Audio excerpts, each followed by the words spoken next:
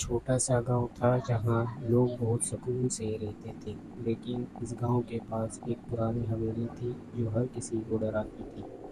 لوگ کہتے تھے کہ حویلی میں بھوتوں کا سایہ ہے اور رات کو وہاں سے عجیب سی آوازیں آتی تھیں۔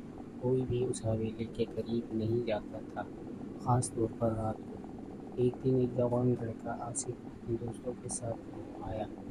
اس نے گاؤں والوں سے حویلی کے بارے میں سنا اور سوچا کہ یہ سب صرف کہانیاں ہیں۔ اس نے فیصلہ کیا کہ وہ رات کو حویلی جائے گا اور دیکھے گا کہ وہاں سچ میں کیا ہے۔ اس کے دوست اسے منع کرتے رہے، لیکن آصف نے کسی کی نہ سنی۔ رات کو آصف اپنی ٹارچ اور کیمرہ لے کر حویلی کی طرف چل دیا۔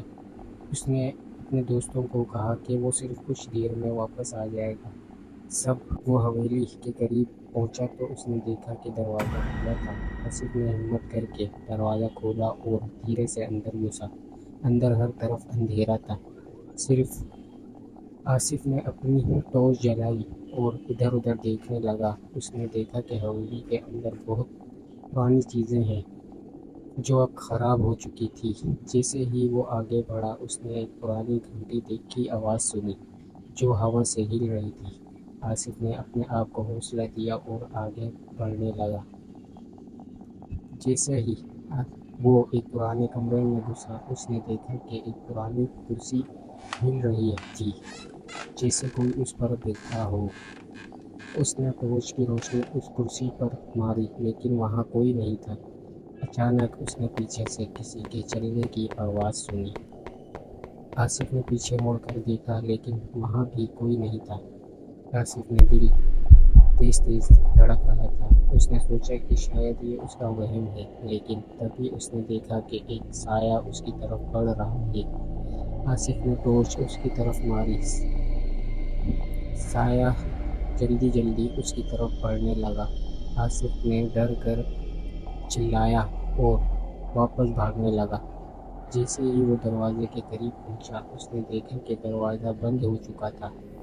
اس نے پوری طاقت سے دروازہ کھولنے کی کوشش کی، لیکن دروازہ نہیں کھلا۔ تبھی اس نے دیکھا کہ وہ سایہ بالکل اس کے سامنے آ چکا تھا۔ آصف کا دل ڈر سے کانپ رہا تھا۔